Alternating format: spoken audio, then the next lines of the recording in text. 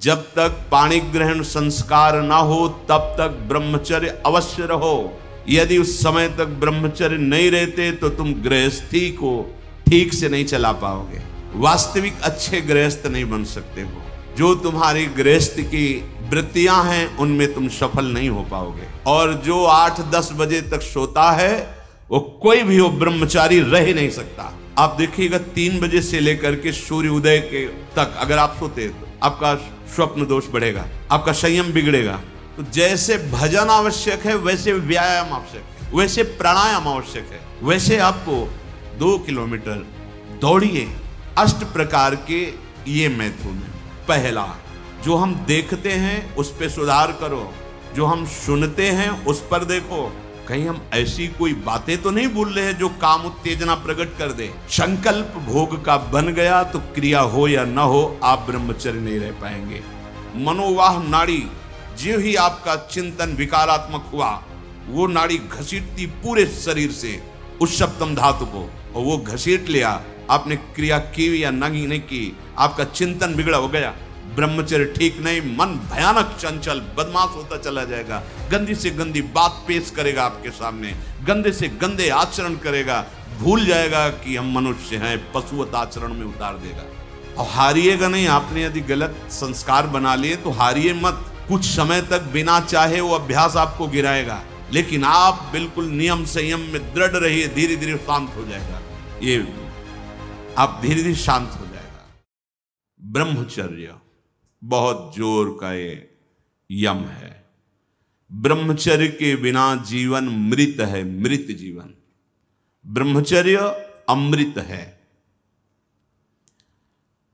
मन, वाणी, शरीर बड़ा भारी इनका साधना में योग है। 8 प्रकार के मैथुनों का सर्वथा त्यागी ही ब्रह्मचारी कहा जाता है। पूज्यपाद श्री उड़िया बाबा जी महाराज, मूर्तिमान ब्रह्म, ब्रह्मचर्य ही महान सामर्थ्य, परम पुरुषार्थ, भगवत प्राप्ति का प्रबल साधन है। परम सुख का, परम शांति का, परम स्मृति का, महान धृति का ये प्रधान साधन ब्रह्मचर्य है।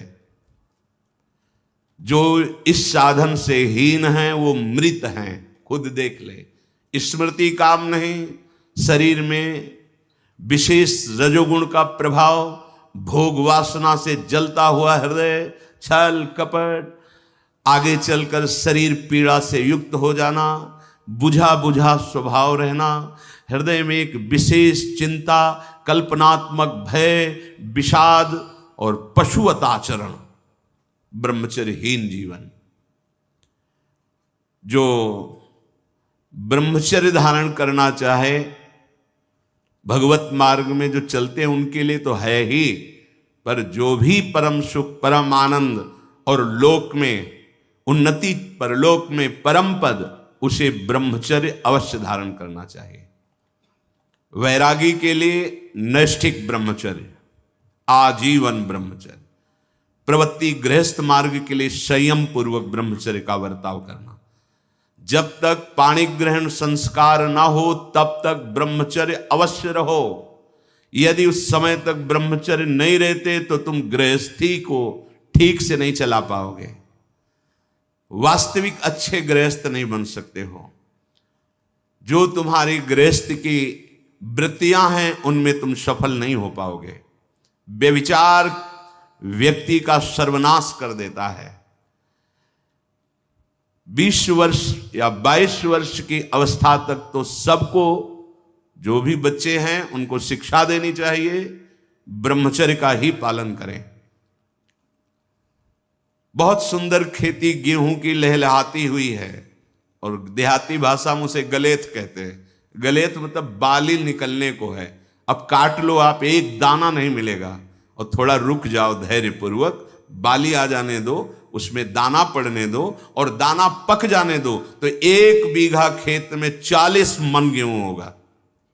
ऐसे ही जो आप 13-14 वर्ष की अवस्था से आपके अंदर परिवर्तन होता है, एक भोगाकर्षण होता है, सबके अंदर जो इस भूमि में जन्मा है, या भगवान या भगवत प्राप्त महापुरुष कारक पुरुष, उसकी बात तो अलग है। अन्यथा जो भी जन्मा है, जहां 12, 13, 14 वर्ष की अवस्था होती है तो काम वेदना जागृत होने लगती है। मन एक अलौकिक आकर्षण, भोगाकर्षण की तरफ भागने लगता है। एक चाह होती, कोई हमारा ऐसा दोस्त हो, कोई हमारा ऐसा प्यारा हो जिसको हम अपना जीवन समर्पित करें। ऐसा होता है, एक वो माया का ऐसा आकर्षण होता है। इसीलिए पूर्व में गुरुकुल भेजा जाता था, बिल्कुल भोग विलासता से दूर, एकांत में महान ब्रह्म ऋषियों के शासन में, चाहे वो राजकुमार हो चाहे गृहस्थ बालक हो, एक ही संगत में बैठाल कर अध्यात्म विद्या के द्वारा, नियम संयम यम के द्वारा उन्हें पूर्ण किया जाता था।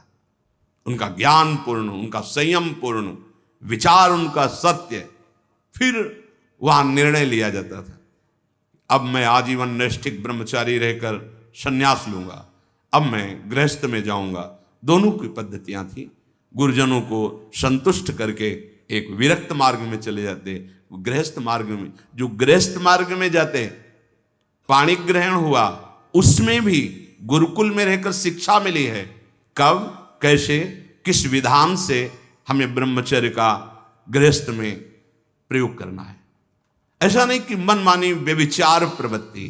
यहां तो अब ऐसे आचरणों की बढ़ोतरी हो रही जहां शास्त्र, संयम, गुरुजनों की आज्ञा, इनका तो कोई महत्व ही नहीं रह गया है।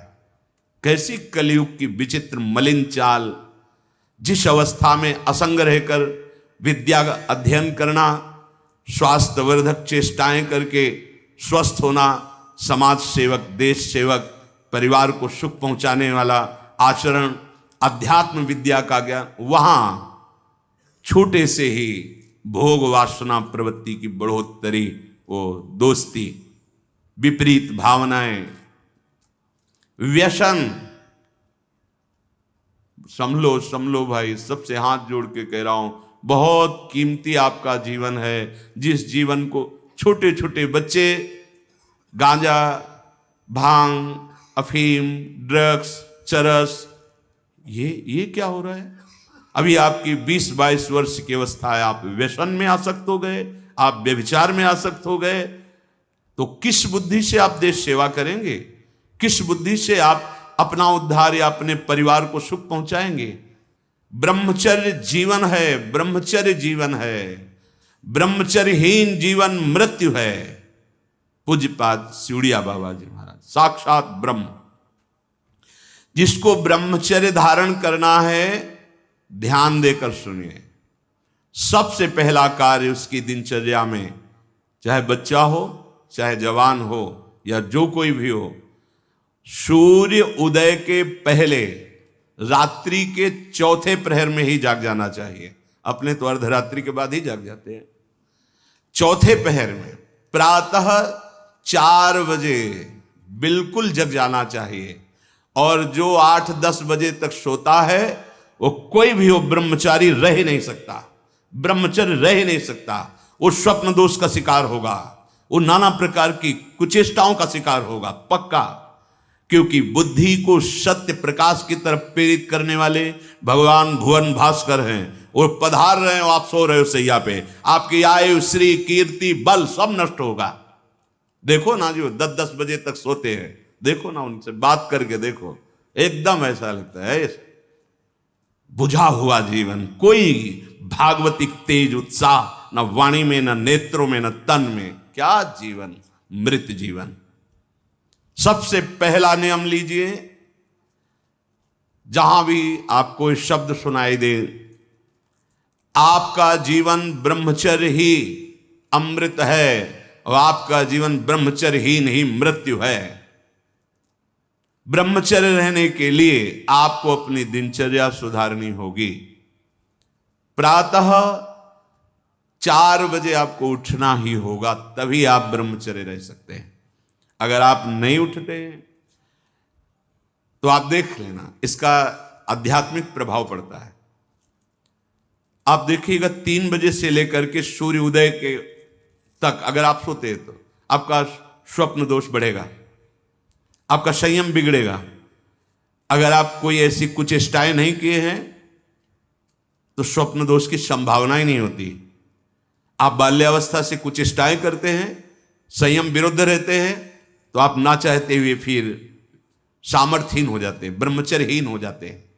बहुत ध्यान दें, ये अध्यात्म में जैसे पूरा मकान बनने के लिए नींव मजबूत होना जरूरी है, चाहे जयखंड का बना लो आप, अगर नींव मजबूत है, नींव मजबूत नहीं तो फिर मकान ढह जाएगा। ऐसे ही ब्रह्मचर्य हर मार्ग की नींव है।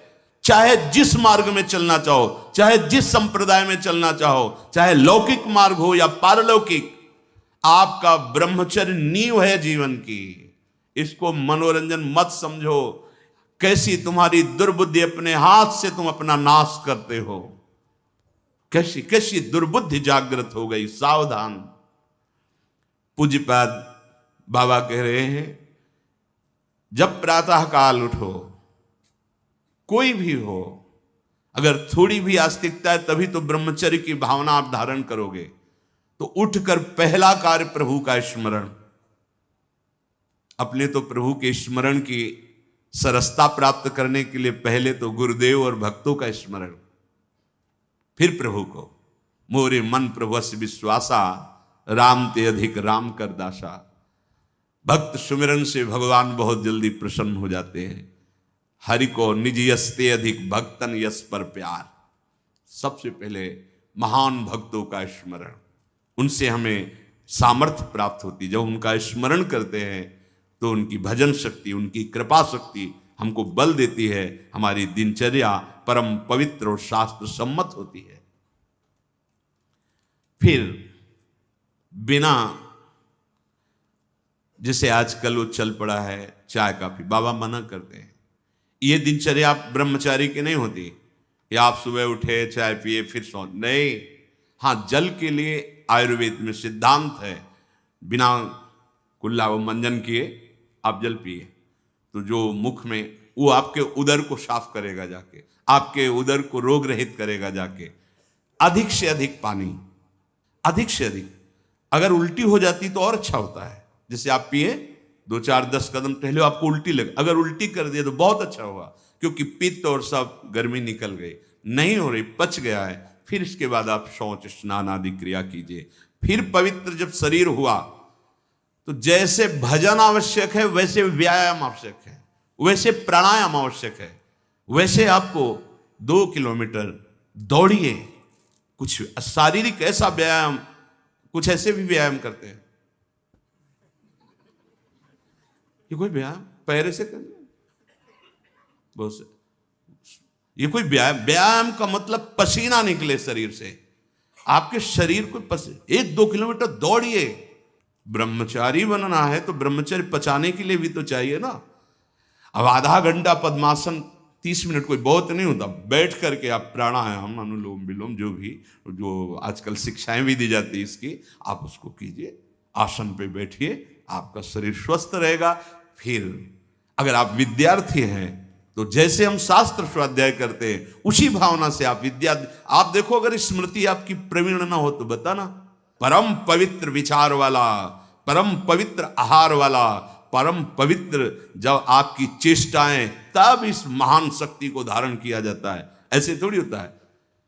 बड़े बड़े महापुरुषों से मिल मिलकर, रो रो कर प्रार्थना करके आप बताइए, उपाय बताइए जिससे हम अपने साधन संयम को नियमित संयम में रख सके, ऐसे भाव से चल सके। आपको तो बिना किसी प्रयास के सुनने को मिल रहा है महापुरुषों की बातें। बिल्कुल समझ, आप रह के देखिएगा, एक नवीन उत्साह।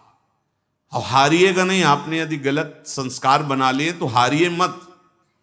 कुछ समय तक बिना चाहे वो अभ्यास आपको गिराएगा, लेकिन आप बिल्कुल नियम संयम में दृढ़ रहिए, धीरे धीरे शांत हो जाएगा। ये आप धीरे धीरे शांत हो जाएगा। अब आपकी दिनचर्या में 2 प्रकार के ब्रह्मचर्य, एक आजीवन ब्रह्मचर्य, तो वैरागी का तो आजीवन ब्रह्मचर्य होता है। जो प्रवृत्ति गृहस्थ मार्ग में, उनका संयम का होता है। शास्त्र संयम के अनुसार बर्ताव करे तो उसका जीवन बड़ा सुखमय जाएगा।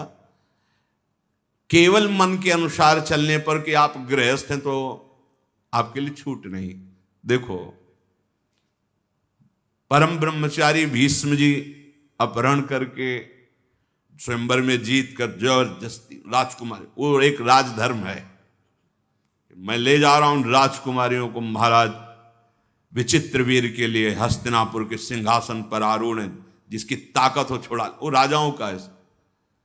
अंबा ने तो अस्वीकार कर दिया कि या तो आपने अपहरण किया, आप स्वीकार कीजिए, नहीं तो मैं उनको दो जो। अब वो संयम को भूल गए। महाभारत प्रसंग में है, राजा क्षमा रोग हो गया और मृत्यु को प्राप्त हो गए। बहुत सावधानी, ऐसा नहीं कि आप गृहस्थ में हो तो आप, ये कोई आपके लिए धर्म नहीं है। धर्म संतानोत्पत्ति, भगवान की सृष्टि पूजा के लिए, वो भी संयम भगवत भाव में स्थित रहते हुए। ये मनुष्य जीवन ऐसे बर्बाद करने के लिए नहीं मिला है मनमानी आचरण। यदि सत्संग नहीं सुनते, शास्त्र स्वाध्याय नहीं है, आस्तिकता नहीं है, तो चाहे स्त्री शरीर हो चाहे पुरुष शरीर हो, पशुता रहती है। क्या जीवन है? आजीवन ब्रह्मचर्य पालन करने की जिसकी इच्छा है, नैष्ठिक ब्रह्मचर्य, उसको किसी भी प्रकार से इन अष्ट मैथुनों का स्पर्श नहीं करना चाहिए, संयोग नहीं होने देना चाहिए। और जो गृहस्थ में भी, तो वो भी सावधान, पाणी ग्रहण जिससे किया है वो भी समय मर्यादा के अनुसार। अष्ट प्रकार के ये मैथुन है। पहला, जब हम कोई गंदी बातें सुनते हैं, गंदी बातें देखते हैं, तब हमारे अंदर गंदी बातों का चिंतन होता है, फिर संकल्प बनता है। पहला, जो हम देखते हैं उस पे सुधार करो, जो हम सुनते हैं उस पर देखो। कोई ऐसी बात तो नहीं सुन रहे जो हमारे अंदर काम जागृत कर दे, कोई ऐसा दृश्य तो नहीं देख रहे जो हमारे अंदर काम जागृत कर दे, कहीं हम ऐसी कोई बातें तो नहीं बोल रहे हैं जो काम उत्तेजना प्रकट कर दे। तीन बातें। पहला, ध्यान दीजिए, इसी से भोग संकल्प बनता है। पहला, भोग संकल्प त्यागी। वो बनता कैसे? प्रधान बात, आपको ऐसा कोई दृश्य नहीं देखना जिससे आपके अंदर कामोत्तेजना जागृत, इसका प्रभाव पड़ता है। अभी आप कोई ऐसी बात करुणा की सुने तो आपको रोना आ जाएगा, आप कोई ऐसा दृश्य देखें तो आपका हृदय पिघल जाएगा, आप वाणी से कोई ऐसी करुणा की बात कर आपको रोना आ जाएगा। अर्थात आपके देखने, सुनने और बोलने का प्रभाव हृदय पर पड़ता है। यदि आपका देखना, सुनना और बोलना गंदा है, गंदे का भाव आप समझ रहे होंगे, कामोत्तेजना बढ़ाना वाला है, बेकार की बातें केवल ब्रह्मचर्य की होंगी, तुम ब्रह्मचारी रह ही नहीं सकते। आप देखो गंदी बातें, सुनो गंदी बातें, बोलो गंदी बातें, और आप ब्रह्मचारी रह सको, सवाल ही नहीं उठता। जैसे आप गंदी बात देख रहे हैं, सुन रहे हैं, आप कोई चेष्टा नहीं कर रहे, तो भी आप ब्रह्मचारी नहीं रह पाओगे। वर्णन हुआ है शास्त्रों में, एक मनोवाह नाम की नाड़ी है पूरे शरीर में, ऐसा कहीं जैसे पित्त की थैली होती है, ऐसी कोई ब्रह्मचर्य वाली थैली नहीं है। ये यहां में हर नस नाड़ी में वो व्याप्त है सप्तम धातु।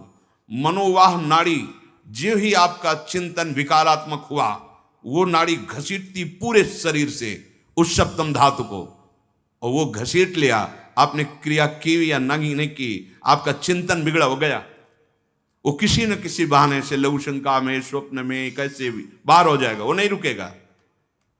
संकल्प रहित, भोग संकल्प रहित हृदय कब होगा? जब आपका देखना, सुनना और बोलना पवित्र होगा। बहुत सावधान।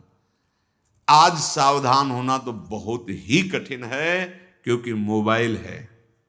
एक दृश्य देखा आज आमिल ने कि एक वैश्या किसी के साथ जंगल में ऐसे, उस दृश्य ने नीच आचरणों में फंसा दिया। एक दृश्य देखा, सौभरी ऋषि ने मछली की 50 राजकुमारियों से ब्याह किया जाके मानधाता की। दृश्य ही देखने मात्र से भ्रष्ट हो जाना होता है। फिर आप उसको तो सर्च करके इच्छा करके देख रहे हैं। हाथ जोड़कर प्रार्थना है, इस आग से बचो। ये आग तुम्हारे सुकृतों का नाश करके, तुम्हारी जीवनी शक्ति का नाश करके तुम्हें ऐसे चिंता, शोक, ऐसे दुख में फंसा देगी, फिर नहीं निकल पाओगे। त्यागात् शांतिरनंतरम, भगवान ने कहा। भोग के बाद शांति नहीं, तृष्णा पैदा होती है। भोग के बाद शांति नहीं मिलती है। कुछ क्षण के लिए वो कामना का भोग किया इसलिए शांत लगता है, फिर उसके बाद जो उसकी तृष्णा पैदा होगी, वो तांडव देख रहे उस तृष्णा का, पशुवत आचरण। हम बातें बड़ी ऊंची ऊंची धर्म की करते हैं, लेकिन नींव नहीं है धर्म की। ये ब्रह्मचर्य पूर्ण जीवन के लिए अमृत पद है, चाहे गृहस्थी में हो, चाहे व्यापारी हो, चाहे किसान हो, चाहे, और विरक्त मार्ग का तो यही मुख्य ऐसा आधार है जिसके ऊपर वो विविध प्रकार की दैवी संपदा का अनुभव करता है। पहला है, जो आप देख रहे हैं, सुन रहे हैं, बोल रहे हैं, वो कामोत्तेजना वाला नहीं होना चाहिए, क्योंकि उससे आपके मन में संकल्प बनेगा। संकल्प भोग का बन गया तो क्रिया हो या ना हो, आप ब्रह्मचर्य नहीं रह पाएंगे। एक बार परमहंस स्वामी श्री ओंकारानंद सरस्वती जी महाराज, साक्षात मूर्तिमान ब्रह्म, नजफगढ़, कानपुर, गंगा के किनारे, बहुत ही ज्ञान संपन्न महापुरुष, तो हिम्मत करके पूछा गुरुजनों से, तो अपनी बात, महाराज जी पूर्ण ब्रह्मचर्य रहने में कई ऐसे साधकों में परस्पर वार्ता को कहते हैं स्वप्न दोष हो जाता है, तो हम कैसे अखंड ब्रह्मचारी माने जाएंगे। महाराज ने जो वचन बोले, यदि आप कोई कुचेष्टा नहीं करते और कुछ काल के बाद ऐसा होता है, आपने स्वप्न में भी कोई गंदे दृश्य या गंदी भावना नहीं देखी, स्वाभाविक आप जगे ऐसा, तो बोले जैसे उफान आती है किसी वस्तु में, वो वास्तविक जो ब्रह्मचर्य, जो संतानोत्पत्ति वाला, वो नहीं निकल पाएगा। उसके ऊपरी भाग का, उससे कोई हानि नहीं होती। यदि आपने कुछ चेष्टा पहले से अभ्यास की है और आपका स्वप्न में गलत संकल्प बन गया है, फिर वो वैसा माना जाएगा। इसलिए संकल्प का त्याग करे, कभी कुचेष्टा न करे। स्वाभाविक कभी खान पान बिगड़ गया या कभी स्वाभाविक ऐसे अधिक श्रम, अधिक थक जाने से ऐसा हुआ, तो बोले वो ब्रह्मचर्य खंडन नहीं माना जाता, ऐसा उन्होंने बताया। दूसरा, अब हम सामने तो आंख नहीं मिला रहे काम भाव से, लेकिन हम छुप करके किसी शरीर को देख रहे हैं। किसी शरीर का प्रयोग इसलिए किया कि चाहे जो साधक हो, जिस भावना का साधक हो, काम भाव से किसी भी शरीर को देखना, वो उसके लिए अष्टमैथुनों में आता है और वो ब्रह्मचर्य नहीं धारण कर पाएगा। भावनाएं हैं अलग अलग, काम भावना का अलग अलग आरोप शरीरों में किया गया है। समय परिवर्तन के साथ बुद्धि का परिवर्तन होता जाता है, कामनाओं का अलग रूप होता चला जाता है। जो हमने कभी शास्त्रों में नहीं पढ़ा वो देखने को मिल रहा है। किसी भी शरीर की तरफ छुपकर या किसी बहाने से काम भाव से देखना, अगर ऐसा देखते हैं तो आप अष्टमैथुनों के अंतर्गत है और आपका भाव बिगड़ जाएगा, आप संयम से नहीं रह पाएंगे। एक बार दृष्टि भूल से चली जाए उसे देखना नहीं कहते। जैसे आप मालूम अचानक दृष्टि गई, बस आप हटा लीजिए। जैसे यमुना स्नान करने गए, गंगा स्नान करने गए, यहां जहां सब परिवार के परिवार स्नान करते, अचानक दृष्टि गई है, अब दोबारा नहीं देखना। अगर दोबारा देख लिया तो अष्टमैथुन के अंतर्गत आता, वो आपका भाव बिगाड़ देगा। भूल से दृष्टि चली जाए, तत्काल उधर से दृष्टि हटा लें। किसी भी माता बहन को, जिसको जो गृहस्थ में पाणी ग्रहण किया वो अर्धांगिनी, इसके अलावा जहां भी दृष्टि जाए अपनी दृष्टि को सुधारना है। जैसे हम अपनी मां के पास रहते हैं तो क्या भाव, कोई गलत भाव थोड़ी आता। अपनी बहन के साथ रहते हैं तो क्या गलत भाव आता है? वो तो राक्षस है जिसके अंदर गलत भाव है, वो मनुष्य थोड़ी है। अरे बहन बेटी माँ है तो परम पवित्र, इनके तो चरण रज माथे पे रखते हैं, माथा इनके चरणों में रखते हैं। देखो कितनी सुंदर रीति हमारी ने तो देखा है। कभी बेटी से पैर नहीं छुआते थे पिता, पैर छूते ही थे। हाँ, बेटी के पैर छूते, ये देवी दुर्गा के स्वरूप मानते, एक कन्याएं ये सब भगवती का स्वरूप है ऐसा मानते। और बहन जब राखी बांधती है तो भाई तो माथा रखता ही है, चरण छूता ही है, पूज्य भाव रखना। ऐसे ही जननी सम जान ही पर नारी, ये सब भगवती अम्बा की अंश स्वरूपा है। अपने लोग तो सब श्री जी की सखियां हैं, लाडली जी की दुलारी प्यारी सखियां हैं, अपने को ऐसा भाव। अगर हम स्त्री को, किसी भी स्त्री शरीर को देखकर भोग भावना करते हैं, हमारा पतन निश्चित है। कोई क्रिया हो या ना हो, यह चिंतन वाली बात है, ध्यान रखना। किसी भी माता बहन को भोग बुद्धि से, जैसे शास्त्रों में कहा गया नरकस्य नारी, बात है कि तुम्हारी भोग भावना जो नारी के प्रति है, यह नरक पहुंचा देगी। त्रिविधम नरकस्येदम द्वारम नाशन मात्मनः कामः क्रोधा तथा लोभा तस्मादेत्रयम् त्यजेत। माताओं बहनों की तरफ देख करके काम भाव से उनको देखना तो तुम समझ लो नरक जाने का रास्ता फिट कर रहे हो। त्रिविधम नरकस्येदम, शास्त्रों ने तो जगदम्बा कहा है, शास्त्रों ने तो मां कहा है इनको। जननी सम जानो पर नारी, कहां जगत की जो वार्ता है वो कहां शास्त्र के विरुद्ध पहुंच रही।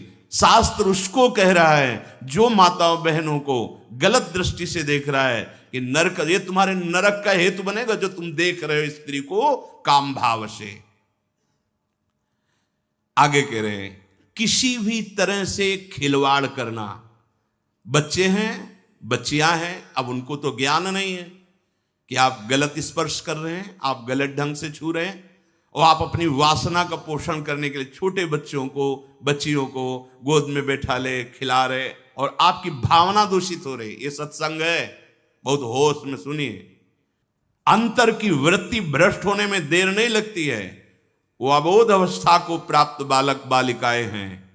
भगवान का स्वरूप मानकर दूर से उपासक उपासना का बढ़ावा करता है। दूर से देखो, चरणों में प्रणाम करो, मेरे लाडली लाल इन्हीं बच्चों में खेल रहे, प्रणाम किया निकल गए।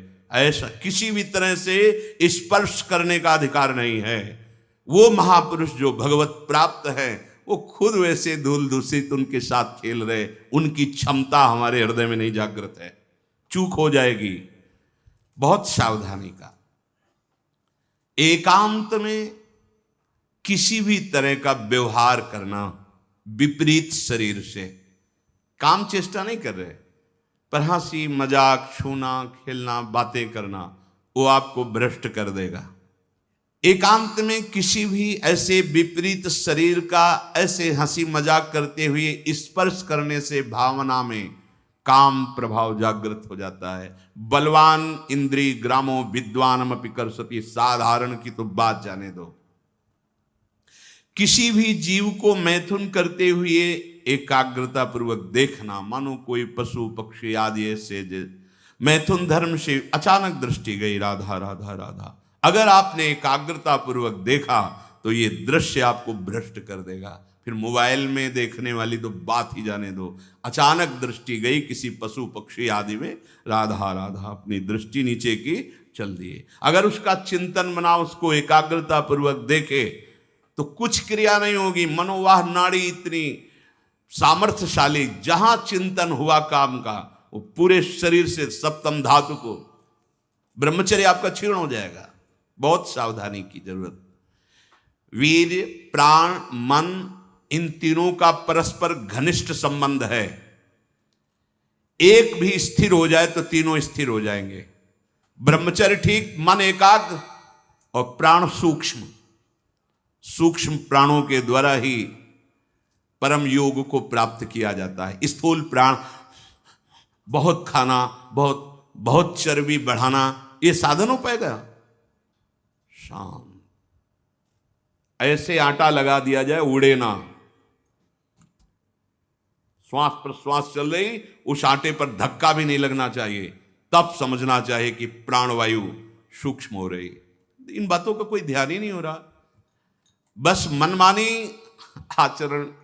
बहुत इतना खा लिया, अब उसी को पचाने में पूरी शक्ति लग गई। भजन और एकाग्रता और इंद्रिय संयम तो बात जाने दो, इतना पा लिया। वीर प्राण मन तीनों का परस्पर घनिष्ठ संबंध है और उपासना में तीनों का बहुत बड़ा योगदान है।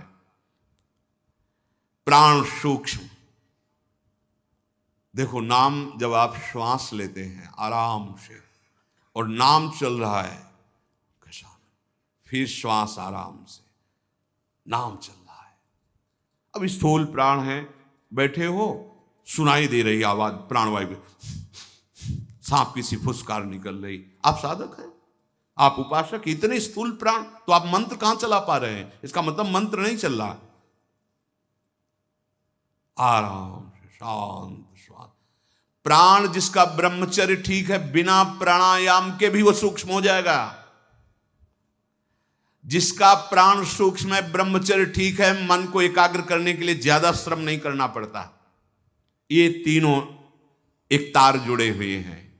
ब्रह्मचर्य ठीक नहीं, मन भयानक चंचल बदमाश होता चला जाएगा, गंदी से गंदी बात पेश करेगा आपके सामने, गंदे से गंदे आचरण करेगा, भूल जाएगा कि हम मनुष्य हैं, पशुवत आचरण में उतार देगा। ब्रह्मचर्य प्राण मन तीनों का परस्पर बहुत घनिष्ठ संबंध है। एक स्थिर कर लो, ब्रह्मचर्य बहुत गंभीरता स्वभाव में आ जाएगी। ब्रह्मचारी का स्वभाव गंभीर होता है, विचार परिपक्व होता है, स्मृति प्रवीण होती है उसकी, और हर कष्ट सहने की सामर्थ्य होती है। गर्मी सर्दी बरसात पीड़ा अपमान निंदा, वो महान शीतलता अंदर प्रदान करता है। मस्ती एक रहती है, और कहीं निरंतर भजन और ब्रह्मचर्य, फिर क्या दुर्लभ रह गया संसार में उसके लिए। इसलिए हमारे शास्त्रों ने, ब्रह्म ऋषियों ने ब्रह्मचर्य पर बहुत जोर दिया है। ब्रह्मचर्य रहने वाले उपासक को इन बातों का ध्यान देना चाहिए। यदि कब्ज पेट में रहेगी तो बिना क्रिया के भी ब्रह्मचर्यहीन होने लगोगे। गर्मी बर्दाश्त नहीं ज्यादा, ये जितने नए पदार्थ पाने वाली लोलुपता है, ये सब ब्रह्मचर्य नाश करने वाली।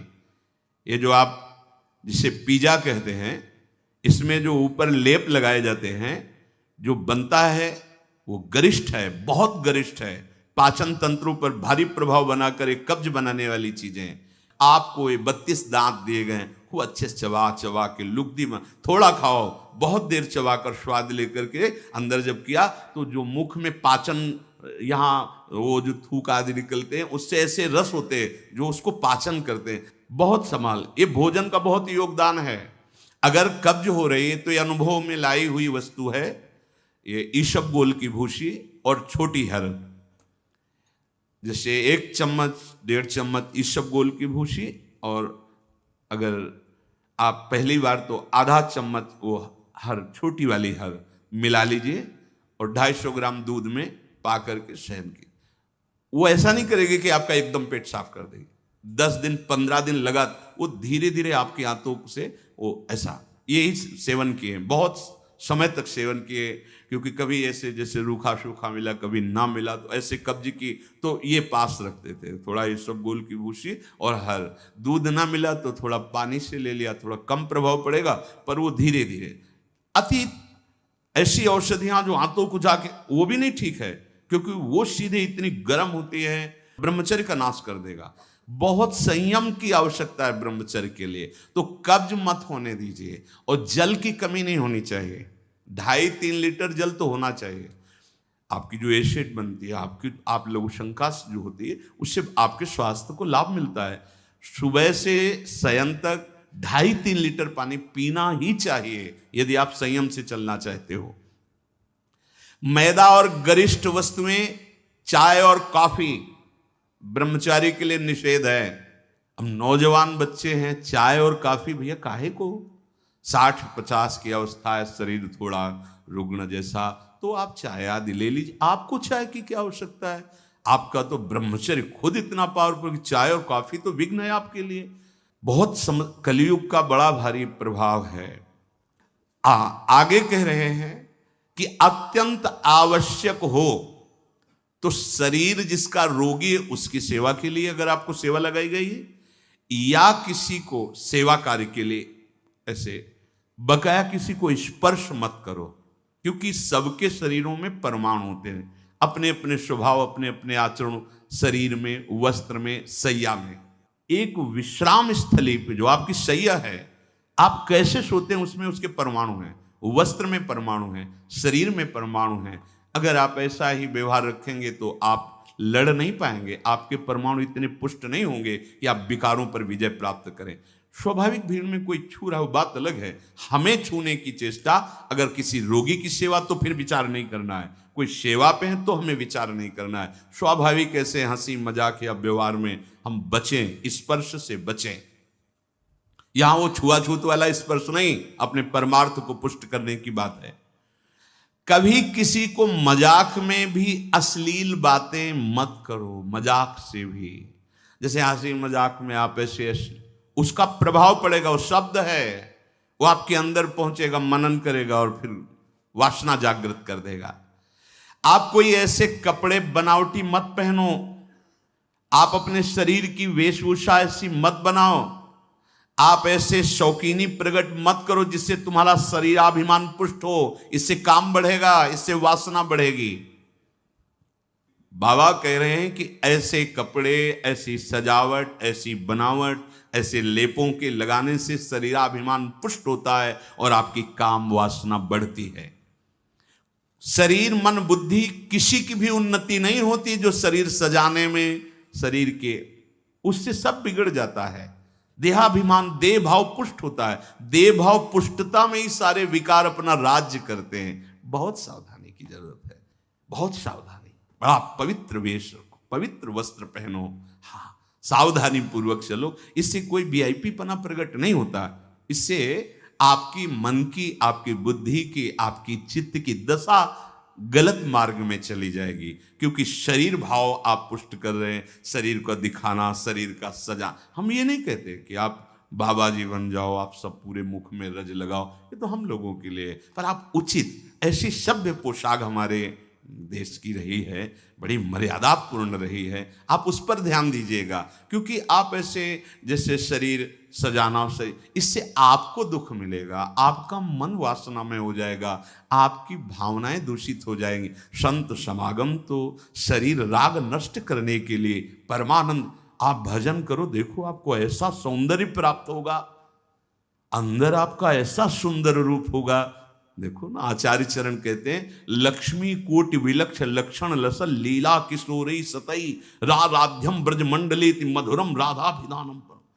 जो हमारी स्वामिनी जी के दासी भाव को प्राप्त होता है, उसको इतना सुंदर रूप मिलता है कि करोड़ों लक्ष्मी आश्चर्यचकित हो जाएं, ऐसा राधा दासी का स्वरूप होता है। ए इधर आओ, इतना सुंदर रूप प्रिया प्रीतम का, इतना सुंदर रूप आपका, और ऐसे महासुख में निमग्न होना।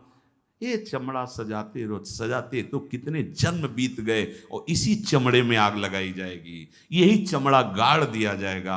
प्यारे, कुछ समय के लिए मिला है, इसी से तो राग मिटाने का अवसर है। आप इसको सजा के और वासनाओं के खेल में उतर रहे हो, कितनी बड़ी हानि कर रहे हो। अभी आप समझ नहीं रहे, इसलिए आपको बुरा लग सकता है कि हमारे पहनावे पे बोल रहे हैं, हमारे ऐसे। नहीं नहीं, आप अच्छे से अच्छे कीमती वस्त्र पहनिए, पर उसकी सादगी होनी चाहिए।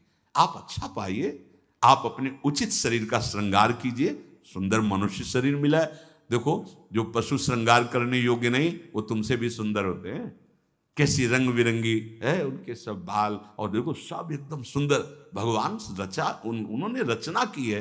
तो आपके तो हाथ हैं, आप अपना, पर उतना जिससे आपका हृदय मलिन होकर वासनाओं के प्रवाह में न बह जाए, या हमारे को देखकर किसी के हृदय में ऐसा गंदा भाव ना आ जाए। दोनों, अपने को बचाओ और दूसरों को भी। जो तुम्हारे मन में काम भाव पैदा कर दे, ऐसे पदार्थ मत पाओ। अनुभव करो, भोजन पाते हो, पाने के बाद भजन में मन लग रहा है या वासना में जा रहा है? वासना में जा रहा तो क्यों जा रहा है? क्या आज नया पदार्थ पाया, और उस पदार्थों को जीवन भर के लिए छोड़ दो। अनुभव करो, जब कभी किसी साधु को पवाना हो तो नाम कीर्तन करना, कोशिश करना कि आपका चिंतन भी भागवतिक हो, क्योंकि उसका प्रभाव पड़ता है। आप जो बनाते हैं उसका प्रभाव पड़ता है, एकदम शीशे की तरह अंतःकरण हो जाता है, एक एक बात दिखाई देती है। तो जिन पदार्थों के पाने से, जैसे प्याज लहसुन मना किया जाता है, ये वैसा निषिद्ध नहीं कि जैसे मांस आदि ऐसा, ये तमोगुण पैदा करके वासना प्रवृत्ति को बढ़ाता है, इसलिए मना किया गया है कि अगर आपको दीक्षा लेनी है, आपको भजन मार्ग में चलना है तो रोकना पड़ेगा। ये निद्रा, आलस्य, प्रमाद, तामस, क्रोध, वासना, इसको प्रकट करने वाला है, इसीलिए संतों ने इसको निषेध कर दिया। नहीं तो इसकी उपज बड़ी पवित्र सी, जैसे जहां आलू पैदा होती है वहीं पैदा होता है, भूमि में तो होता है, पर उसका प्रभाव, जैसे तुलसी के पत्ता पास में ही गांजे का पेड़, वो भी तो ऐसी जगह मिलेगा, लेकिन वो प्रभाव तमोगुण पैदा करके व्यसन हो गया। तुलसी जी परम पावन भगवत अनुराग बढ़ाने वाली बन गई। और कोई भी सुगंधित पदार्थ जब तक प्रसादी न हो तो शरीर में नहीं लगाना चाहिए, इसका प्रभाव पड़ता है, रजोगुण पैदा करके भोग वासना प्रकट करता है। श्री जी को अर्पित तो भक्ति हो गई हमारी श्री जी की श्री अंग की गंध है, या औषधि के लिए आप ले सकते हैं।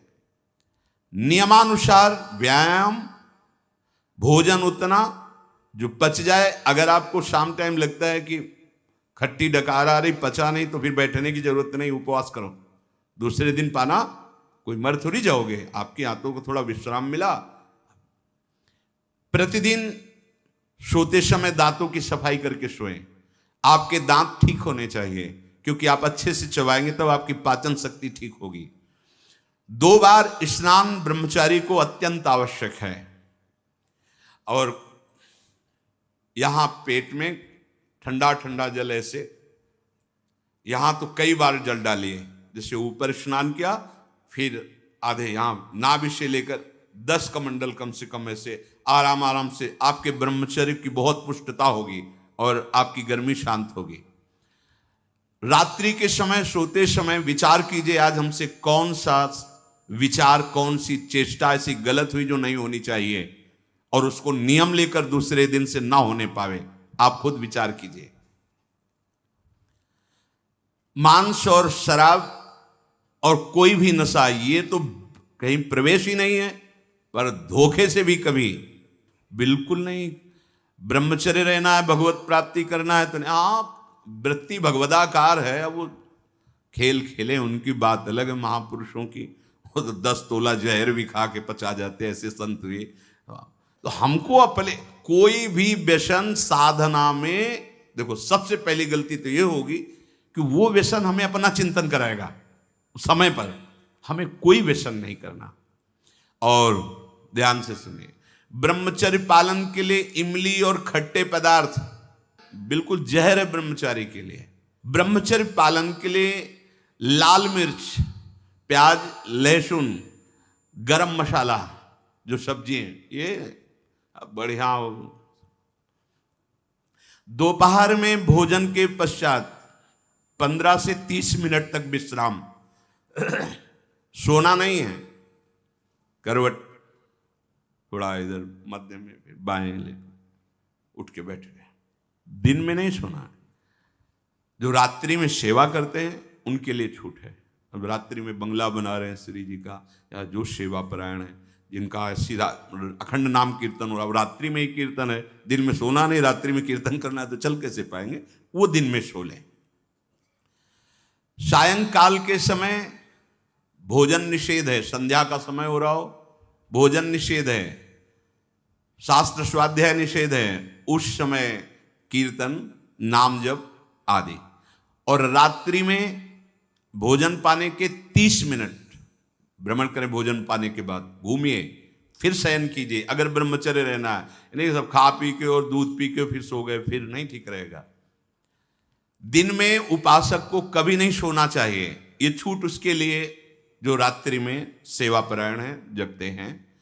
यदि रात में आपको जगना पड़े तो अपनी नींद पूरी करने के लिए उससे कम समय में काम चला लीजिए।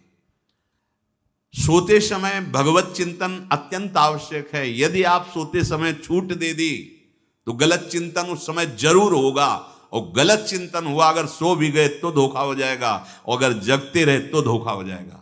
सोने के समय ऐसे सावधान रहो जैसे मरने वाला सावधान रहता है कि अब तो मृत्यु आ रही है, राधा राधा, ऐसे सावधान। जब एकांत कर्म में तो बिल्कुल सावधान, उस समय क्या करते हैं, हम लोग असावधान हो जाते हैं, छूट दे देते हैं। अगर मोबाइल है तो मोबाइल में लग गए, नहीं तो चिंतन मनन वो कहीं ना कहीं भटकाव में आ जाएगा, भटकाव में आ जाएगा, आपसे धोखा हो जाएगा।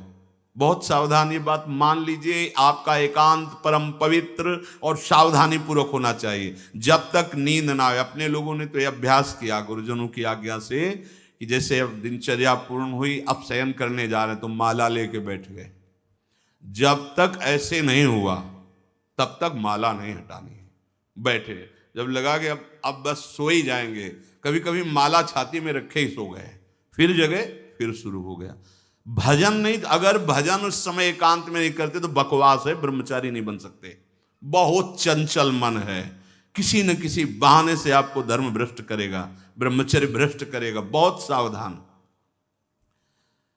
उपन्यास, अश्लील पुस्तकें, अब बाबा के समय तो मोबाइल नहीं चला था ना, नहीं तो वो भी लिख देते। ये कभी ना पढ़ें, ऐसी कोई बातें ना पढ़ें, ऐसे कोई दृश्य ना देखें। ब्रह्मचर्य जो साधना है, इसमें व्यर्थ समय नष्ट करने वाला ब्रह्मचारी नहीं रह सकता। आप अपने कार्य में रत रहिए, कार्य से विलग हैं तो आपका चिंतन ब्रह्मचर्य की पुष्टता के लिए भगवत चिंतन, महापुरुषों के चरित्रों का चिंतन, इससे आपकी बुद्धि प्रवीण होगी और आपके अंदर जो मनोवासनाएं हैं उनका नाश होगा। फिल्म, सिनेमा, नाटक देखने वाला कभी ब्रह्मचारी बन ही नहीं सकता। अब देख लो भाई, सावधानी पूर्वक। इसलिए ब्रह्मचर्य ये महान साधना की भूमिका है।